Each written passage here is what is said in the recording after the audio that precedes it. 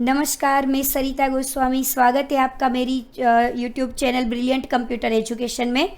अभी last part में हमने देखा था कि कैसे हम फंक्शन को डिक्लेयर कर सकते हैं, डिफाइन कर सकते हैं और कैसे उसको कॉल कर सकते हैं। तो अभी हम उसमें ही थोड़ा आज आगे बढ़ेंगे। फंक्शन को 4 पार्ट में कैटेगराइज किया हुआ है कि जैसे 2 रूल होते हैं कि फंक्शन में और मे नॉट हैव पैरामीटर हो भी सकते हैं और नहीं भी हो सकते, और फंक्शन में और may not have return type. तो इस हिसाब से फंक्शन को 4 पार्ट में डिवाइड कर दिया गया है। तो अभी हम 1 बाय 1 उसको देखते जाते हैं। जैसे कि पहला है मेरे पास function with return value without parameter, दूसरा function with return value without parameter, third is function without return value without parameters, and next है function without return value and with parameter. ठीक है, तो अभी इसको हम कोड के थ्रू करना चाहेंगे। तो हम जा रहे हैं VS कोड में। यहाँ पे जैसे हमको लेना पड़ेगा न्यू फाइल, तो यहाँ पे मैंने फाइल में जाके न्यू फाइल, और पहला हम कर रहे हैं with return value without parameter. तो इसको मैंने नाम दे दिया विथ विदाउट, और पीछे हमारा एक्सटेंशन देना ज़रूरी है। हमने एक्सटेंशन दे दिया .c।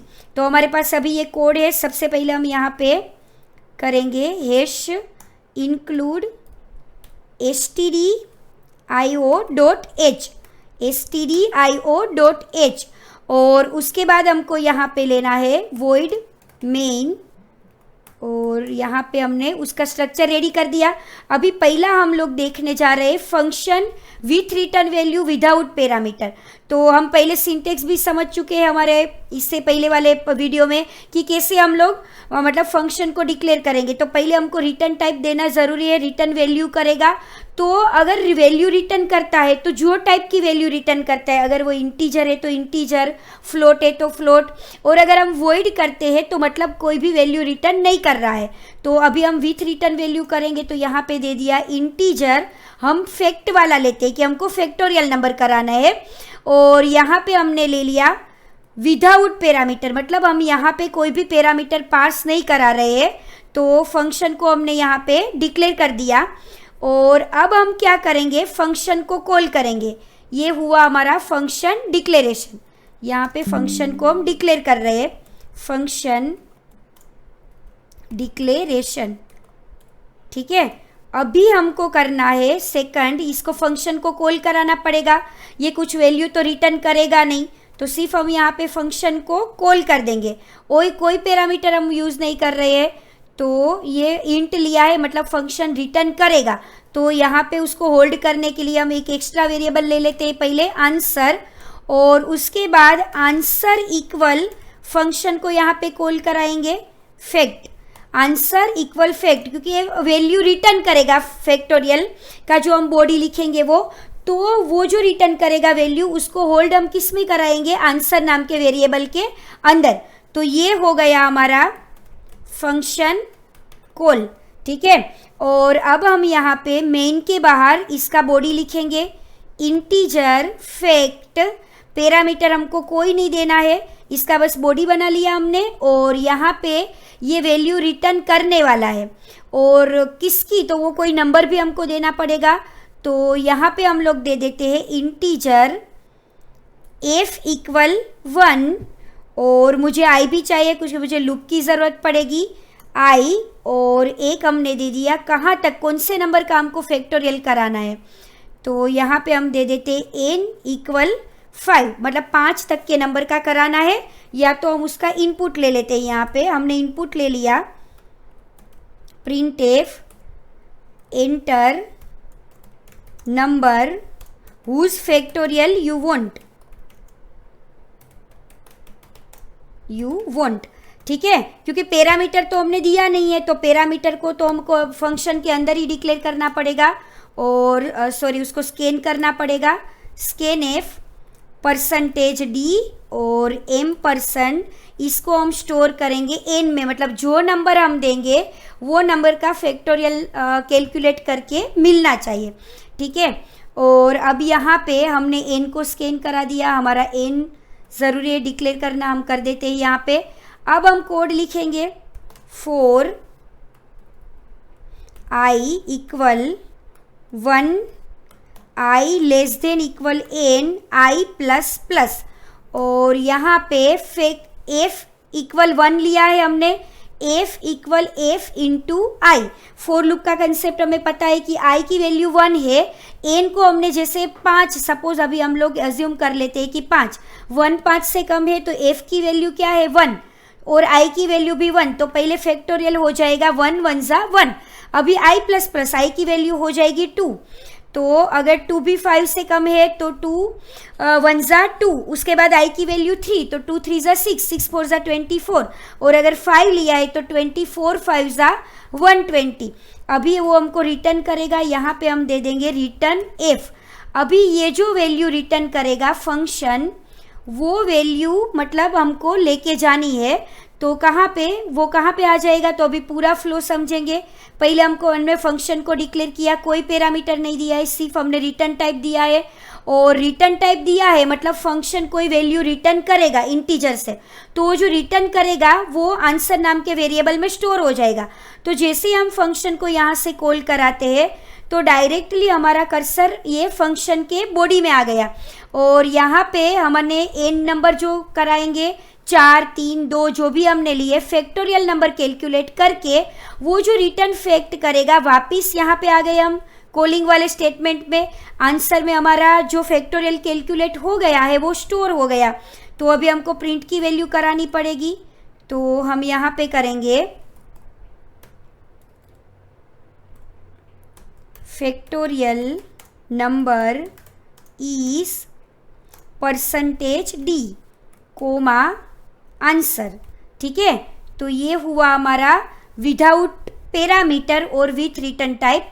इसको हम पहले बिल्ड करेंगे, इसके लिए हमको जाना है टर्मिनल। टर्मिनल में जाके यहाँ पे हम करेंगे रन बिल्ड टास्क, और जैसे हम रन बिल्ड टास्क करेंगे हम यहाँ पे देख सकते हैं कि फैक्टोरियल नंबर के बाद हमारा यहाँ पे सेमीकोलन नहीं है, सेमीकोलन लगाया, कंट्रोल S किया, और उसके बाद फिर से हम यहाँ पे करेंगे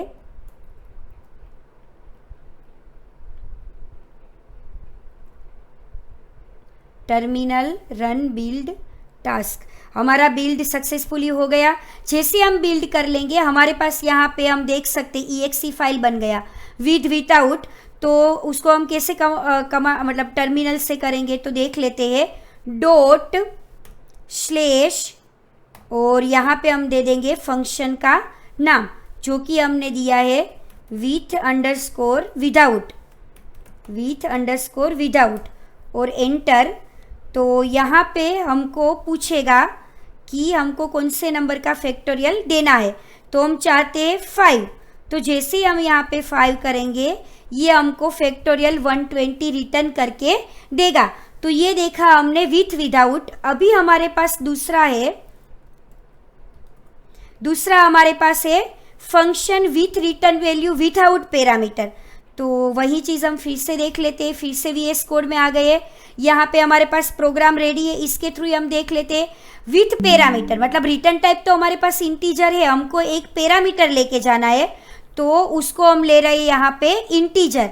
और अब क्या करना है, हमको इनपुट यहाँ से लेके जाना पड़ेगा हमको। तो हम यहाँ पे इन नंबर को मतलब मेन के अंदर कर लेंगे, तो ये मैंने यहाँ पे ले लिया एन नंबर, और यहाँ पे हम पास कराएंगे विथ पैरामीटर। आप देख सकते हो, देखो फंक्शन जब कॉल करा रहे वहाँ पे हमने पास करा दिया एन, और हमारा एन डिक्लेयर करना भी बनता है, तो हमने यहाँ पे एन को डिक्लेयर कर दिया। अभी हम देख सकते हैं कि अभी हमारे पास ये जो फंक्शन का बॉडी है, तो जैसे एन की वैल्यू मैं देना चाहती हूँ एम को, तो अभी पूरे प्रोग्राम के दौरान मुझे किसको यूज़ करना पड़ेगा, मतलब प्रोग्राम के दौरान तो नहीं बोल सकते, पर फंक्शन के बॉडी में एन की जगह पे हम पास कराएंगे एम, क्योंकि एन की वैल्यू एम को मिल रही है। तो 1 से लेके हमारा लूप एम तक घूमेगा और उसको रिटर्न करेगा, और रिटर्न किया हुआ आंसर हमारा आंसर नाम के वेरिएबल में स्टोर हो गया।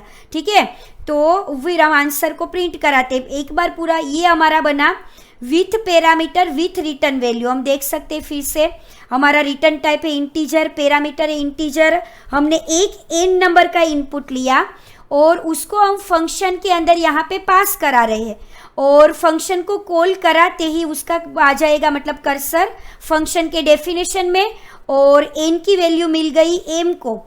अगर n हमने 5 लिया है तो m हो जाएगा 5 तक लूप घूम के ये फैक्टोरियल को कैलकुलेट करेगा और फंक्शन रिटर्न करता है तो f को रिटर्न करेगा, फिर कॉलिंग की जगह पे आके वो आंसर को आंसर नाम के वेरिएबल में स्टोर कर देगा।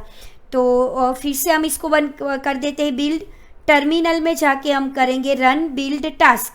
तो हम नीचे देख सकते हैं कि हमारा सक्सेसफुली कोड रन हो गया और यहाँ पे हमको फिर से उसको रन कराना पड़ेगा। तो ./with_without नाम मैंने वही रखा है, उसी कोड में चेंज किया है। तो सेम चीज़ हम यहाँ पे देख सकते हैं कि हमने 4 दिया तो फैक्टोरियल हमारा 24 रेडी है। तो ये हुआ हमारा दूसरा टाइप विथ मतलब with return value with parameter. अभी हम जाएंगे नेक्स्ट में जो कि हमारा थर्ड है function without return value without parameter. तो अभी फिर से हम वही चीज़ कोडिंग में देख लेंगे। अभी हमको दोनों चीज़ें नहीं करनी है।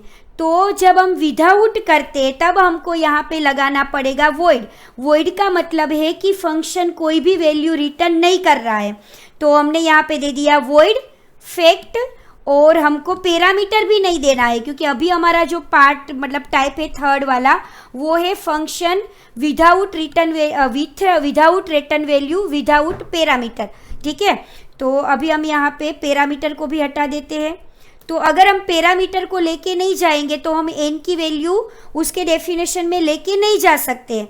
तो ये दोनों लाइनें जो है उसको हम यहाँ से हटा के लिखेंगे और नीचे वो मैंने यहाँ पे लिख दी। इनपुट लेना पड़ेगा मुझे यहाँ पे और n को भी मुझे यहाँ पे डिक्लेयर कर देना पड़ेगा। तो n को मैंने यहाँ पे डिक्लेयर कर दिया। अभी हम देख सकते हैं कि हम जब फंक्शन को कॉल करा रहे हैं, हम फंक्शन को कॉल कराने के टाइम पे जो ये n पास कर रहे हैं वो n मुझे यहाँ से हटा देना पड़ेगा और फंक्शन कोई वैल्यू रिटर्न नहीं कर रहा है तो मुझे आंसर की भी ज़रूरत नहीं है। फिलहाल ये आंसर को मैं कमेंट में डाल देती हूँ और फंक्शन डेफिनेशन के दौरान भी मुझे कोई पैरामीटर नहीं चाहिए तो मैं यहाँ से ये पैरामीटर हटा दे रही हूँ। ये पैरामीटर मैंने यहाँ से हटा दिया और रिटर्न टाइप भी नहीं चाहिए तो हम यहाँ पे ले लेंगे वॉइड। अभी हम पूरा कोड देख लेते हैं। नहीं, हमारे पास ना तो कोई रिटर्न वैल्यू है ना पैरामीटर है। अगर पैरामीटर नहीं है तो हम नीचे यहाँ पे n का इनपुट लेंगे और n तक लूप चला के हम फैक्टोरियल कैलकुलेट करेंगे और जो फैक्टोरियल है वो हमको कोई वैल्यू रिटर्न नहीं कर रहा है। तो यहाँ पे हमको उसको प्रिंट करना पड़ेगा कि हमने यहाँ पे ये वाला जो स्टेटमेंट है वो हम यहाँ से हटा देंगे क्योंकि ये तो लेके ही नहीं जा रहा है। तो कंट्रोल X करके और फंक्शन वॉइड है तो कोई वैल्यू रिटर्न नहीं करेगा तो यहाँ पे हमने वो वाला स्टेटमेंट प्रिंट करा दिया और F। ठीक है, सेम फ्लो हमारा, ना हमने कोई पैरामीटर लिया है ना हमने कोई रिटर्न टाइप लिया है, सिर्फ फंक्शन को कॉल करा दिया। अभी इनपुट जो लेंगे हम लोग फंक्शन के अंदर ही लेंगे और वहाँ पे ही उसको प्रिंट भी आंसर को करा देंगे। तो चलो ये कोड भी हमारा थर्ड टाइप भी रेडी है कि function without return value without parameter. तो अभी हम फिर से कोड में जाके इसको करेंगे टर्मिनल में जाके हमने ले लिया रन बिल्ड टास्क। अब हम यहाँ पे देख सकते हैं कि हमारा कोड सक्सेसफुली रन हो गया है जो हमको यहाँ टर्मिनल में शो कर रहा है। ठीक है, अभी हम इसको फिर से करेंगे यहाँ पे .with_without और स्लैश लगाएंगे हम यहाँ पे।